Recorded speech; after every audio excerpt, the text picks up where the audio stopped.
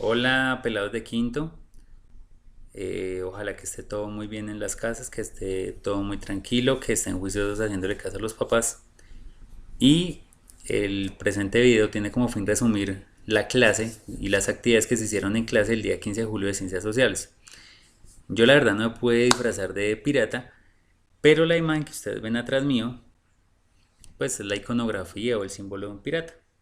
Y esto tiene como fin o tiene como objetivo relacionar un poco con los problemas, con los contenidos que vamos a ver hoy en clase y con las preguntas que nos van a surgir hoy en clase. Bien, les voy a mostrar entonces cuáles fueron las actividades. Entonces la clase es del 15 de julio del 2020, se me corrieron los años, de 2020. La pregunta que nos estamos haciendo y es de ayer es un poco ya no tanto relacionada con los asuntos geográficos como veníamos, digamos, estudiando antes de vacaciones, sino ahora ya nos estamos relacionando y aproximando con las problemáticas históricas y más que todo con el nacimiento de Colombia como país. Sin embargo, pues uno no puede desconocer que Colombia no es una isla, sino que Colombia está relacionado con los países y con la región del mundo en la cual vivimos, que es América. Para eso, la historia nuestra está muy relacionada con lo que ha pasado con América como continente, con los países que son vecinos a Colombia y mucho más con los países que hacen parte de Latinoamérica. Entonces la pregunta que nos vamos a tratar de responder hoy o que vamos a tratar de empezar a pensar es, ¿nuestra historia está unida a la historia de América? Eso es lo que nos vamos a poner a pensar. Y para eso, pues acá hay unas imágenes de algunos países de América Latina. Bien.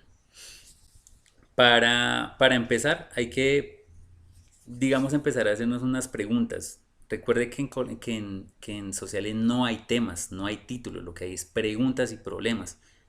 Bien, estamos en 2020, este año tan particular que nos cogió a todos bastante desprevenidos, pero bueno.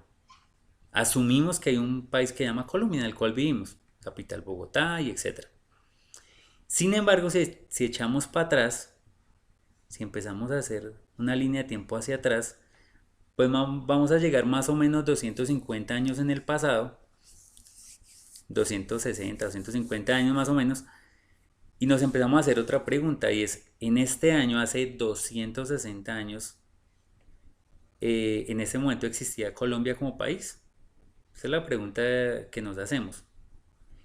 Si no existía Colombia como país, entonces, ¿en qué momento Colombia nace como país? ¿En qué momento nacemos como país? Y si no existía Colombia en ese momento, ¿cómo nos llamábamos? Porque al fin y al cabo casi todos los territorios del planeta tienen unos nombres. Los seres humanos que habitan un territorio lo llaman de una forma. Y si Colombia no existía en ese momento como país, entonces ¿cómo carajo nos llamábamos? Bien. Para eso, entonces vamos a hacer un comparativo. Este es el actual mapa de América.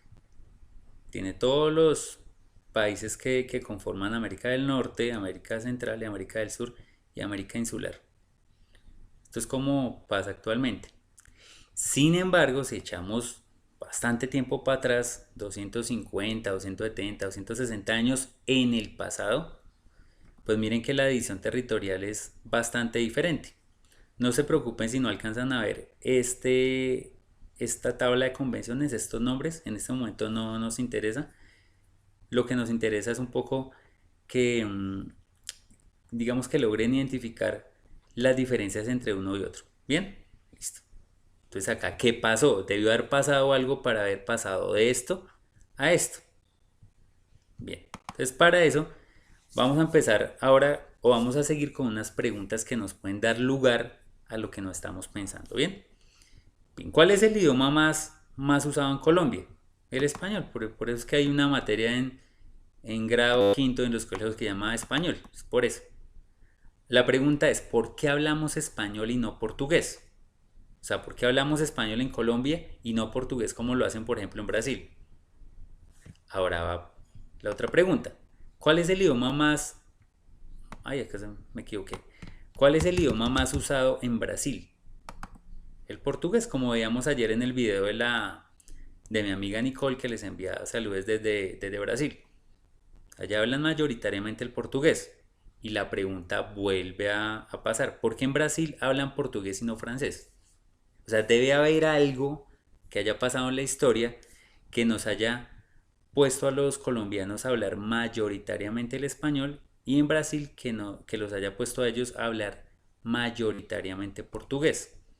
Bien, esto hasta ahí vamos bien, ¿cierto? Muy bien. Ahora, que en Colombia mayoritariamente hablemos español no implica que, mejor dicho, no haya otro idioma, ¿no? Acá hay otros idiomas indígenas. Lo que pasa es que en su mayoría se habla español y lo mismo pasa en Brasil. Bien, listo. Ahora, si uno tiene en cuenta el idioma que se habla en Colombia, el idioma que se habla mayoritariamente en Brasil, tiene relación con estos dos mapas. Volvemos, 2020 y 1750, o sea, más o menos 260 años en el pasado. Bien, listo. Entonces, si usted nota, este es el mapa actual de América, de América del Sur, con todos los países que la conforman. Si usted nota, este mapita, este creo que es que usted está viendo acá con estos rayoncitos rojos, son las zonas dominadas por los españoles en este año. Es decir, recuerden que si Colombia no existía como país, era porque digamos, el reino español, los reyes españoles tenían dominado, estaban metidos acá, nos tenían invadidos en América del Sur y en América bueno, central, pero ya lo vamos a ver después. Pero en América del Sur puntualmente estos rayoncitos significan que España tenía controlado esta parte de América del Sur. Pero si usted ve esta parte que está vacía, es lo que corresponde ahora a Brasil. Y Brasil, tengan en cuenta que en Brasil no se habla español, sino se habla portugués en su mayoría, es porque a Brasil le pasaron otro tipo de fenómenos de colonización. A ellos los colonizaron fue los portugueses, por eso la banderita acá. Por eso es que ellos hablan otro idioma, porque al ser colonizados por los portugueses, ellos no tienen el mismo idioma mayoritario que tenemos en la mayoría de países de América del Sur. Bien, entonces la pregunta es, ¿España controlaba todos los territorios de América del Sur? Fíjese que no. Por ejemplo, lo que corresponde a Brasil y estos tres países, Guyana Francesa y Surinam, no eran controlados por España, por tanto, los idiomas que se hablan en estos cuatro países no corresponden al español. Ahora usted dirá, bueno, profe, ¿y este pedacito del sur de Chile y Argentina qué? Pasa una cosa y es que los españoles llegaron solamente hasta un punto de Sudamérica, hasta, da de cuenta, como un poquitico más abajo de la mitad de Argentina y Chile, pero lo cercano digamos, al sur de Chile y Argentina, esto nunca lo pudieron controlar los españoles porque había un grupo indígena que llamaba los mapuches, que eran bravos, esos manes mejor dicho, eran bravísimos y nunca dejaron que los controlaran los españoles. Mucho tiempo después, cuando ya existen los países, es que los países se van a extender hacia el sur y van a controlar a los mapuches. Pero en la colonia española, en el momento que nos estamos refiriendo, no hay control total de los españoles sobre el territorio. En este caso es la pintica roja que ustedes ven acá. Bien, teniendo en cuenta eso, entonces ahora echemos más para arriba, más para el norte, para el norte de Sudamérica y para el norte de América. ¿Cuál es el idioma más usado en Estados Unidos? Es el inglés.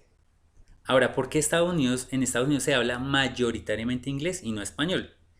Debe ser porque alguien los conquistó a ellos, algunos europeos, algún pueblo europeo que hablaba inglés. ¿Cuál es? Pues Inglaterra, ¿cierto? Entonces miren la diferencia. Entonces ya uno empieza a entender por qué en Colombia se habla español, por qué en Brasil mayoritariamente se habla portugués y por qué en Estados Unidos se habla mayoritariamente inglés.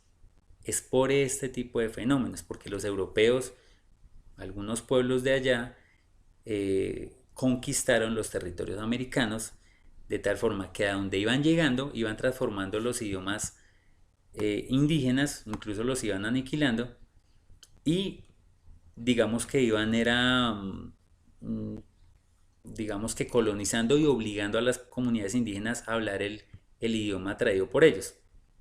Bien, teniendo en cuenta ese ejercicio, entonces ahora lo que nos corresponde hacer es lo siguiente. Entonces, ustedes tienen en la actividad 1 de la guía número 7, tienen este mapa.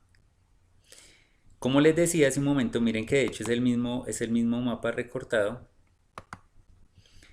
Este color rojo corresponde a los territorios dominados por España. Y si usted ve, digamos que sí corresponde en gran parte a los territorios en los que se habla español en América.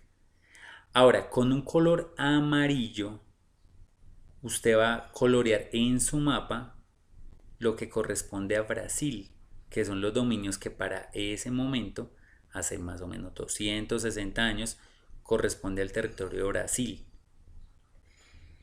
Con azul va a, por acá les voy a señalar, con azul va a dibujar los, espérame un momentico, hago por acá un ejercicio para que me pueda explicar mejor. Con azul usted va a colorear los territorios dominados por Francia.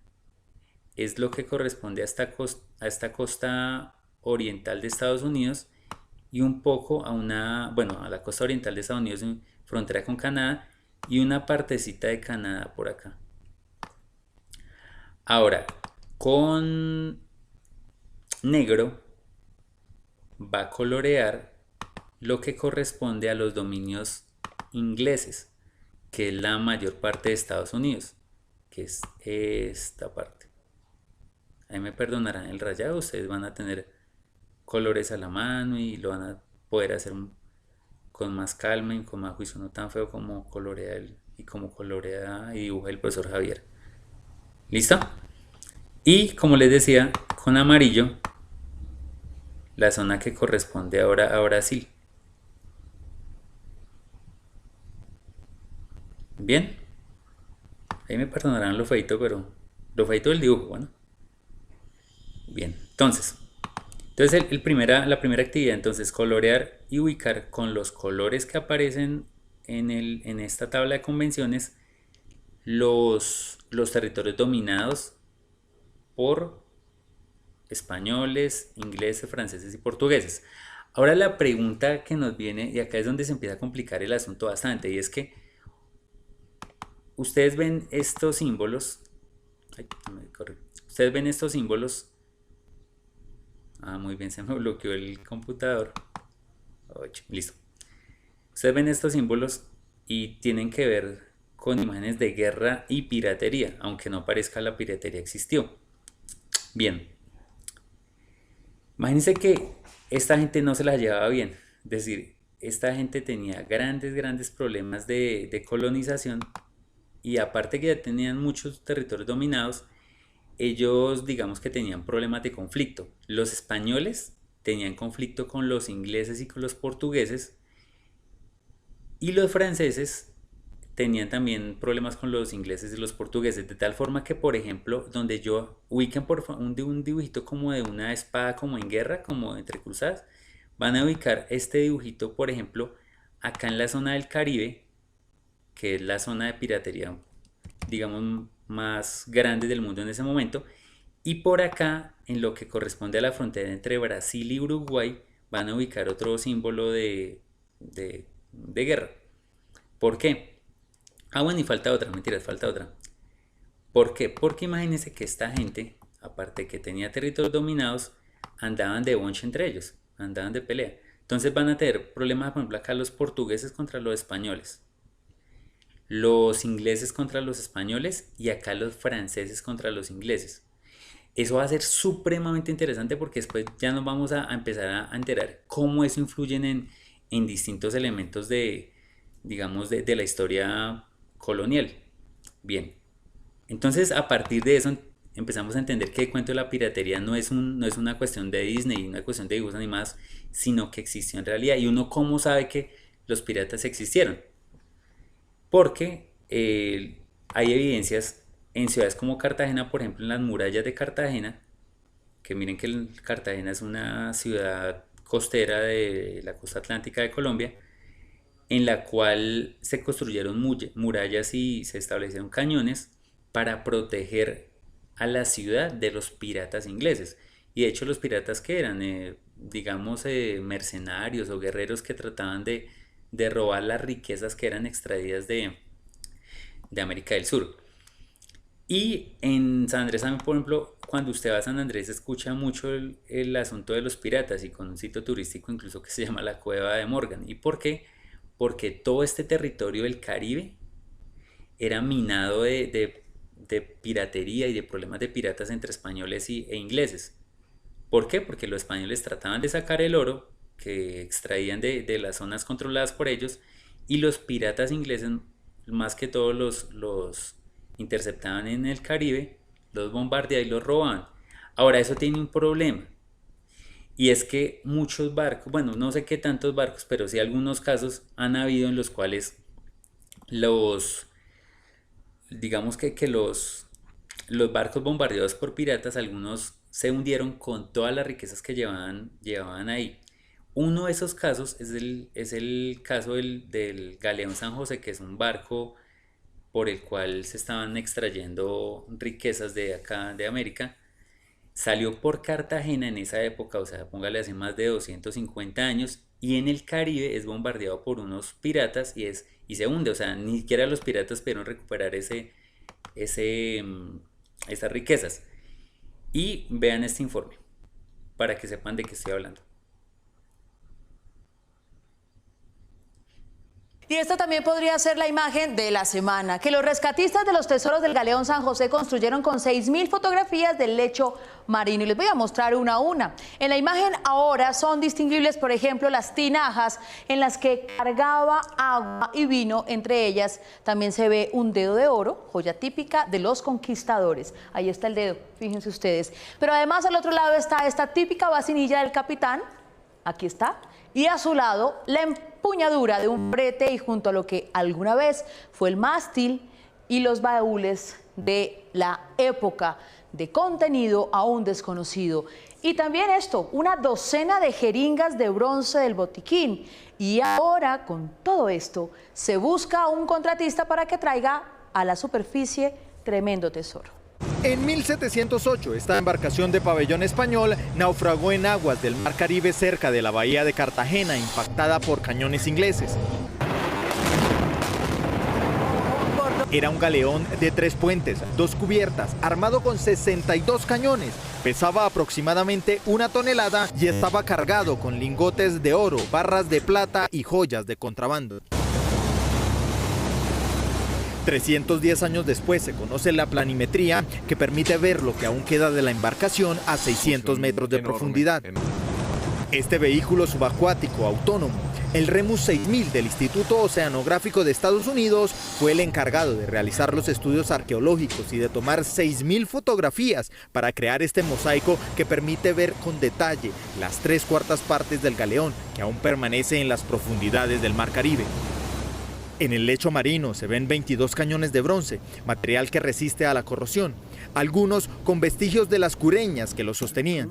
Las monedas de oro están sueltas cerca a la popa y se confunden con las conchas que ya tienen hábitat en lo que queda del galeón. Empuñaduras de florete, tinajas, perolas, cerámica, porcelana y lo que podría ser una vajilla china, producto del contrabando, también hacen parte de los 200 metros cúbicos de espacio de carga que contenía el galeón antes de su naufragio. También junto a las escotillas del barco se aprecia lo que podría ser la vasinilla del capitán, jeringas y 2 baúles de los cuales se desconoce aún su contenido. Del otro lado, cerca al contramaestre, este puñado de monedas de plata que aún conservan la forma de la bolsa que las contenía. El próximo 25 de mayo termina el plazo para conocer quiénes comenzarán la intervención. Este mismo equipo escogido bajará a las profundidades del Mar Caribe para recuperar el tesoro. Listo, muy bien. Entonces, la pregunta es digamos que nos llama es, vamos a suponer que ese barco y ese galeón es rescatado con los tesoros. ¿A quién van a pertenecer esos tesoros? Y frente a eso hay toda una discusión internacional porque no se sabe bien a quién le pertenece. Por ejemplo, los españoles dicen que esos tesoros son de ellos porque ellos fueron los que sacaron los tesoros en ese tiempo cuando los españoles estaban dominando este territorio. Pero Colombia dice, espera un momentico, porque es que el mar en donde está actualmente el barco ahora me pertenece a mí porque yo ya no soy parte de usted. Pero los indígenas dicen, ay, tan bonitos. ¿No ve que los tesoros provienen de oro robado a los indígenas? Y ha habido otro caso de los bolivianos que dicen, espera un momentico, que es que el oro que sacaron por ahí fue explotado en las minas en Bolivia. Entonces, hay toda una discusión. Ojalá que usted en el video pueda parar el video y pueda pensar, si usted fuera un juez internacional, ¿a quién le daría el dominio de esos tesoros? Bien, la tarea, muchachos. Van a realizar la actividad 1 de la guía semana 7. Actividad solamente 1. Recuerden que estamos haciendo es actividades, la clase, actividad, actividad, clase. No vamos a hacer toda la guía de una vez, sino la vamos a hacer con las indicaciones que se hagan en clase. ¿Listo? Entonces, el mapita que hicimos ahorita, el mapa de la ubicación de las colonias en América, y responder estas preguntas que aparecen por acá. Finalmente, muchachos, la próxima clase es el lunes siguiente, que es 17, 18, 20 de julio a las 9:30 de la mañana. Nos vemos entonces otra vez en clase. ¿Listo? Entonces, muchísimas gracias, buen día y que la pasen muy bien.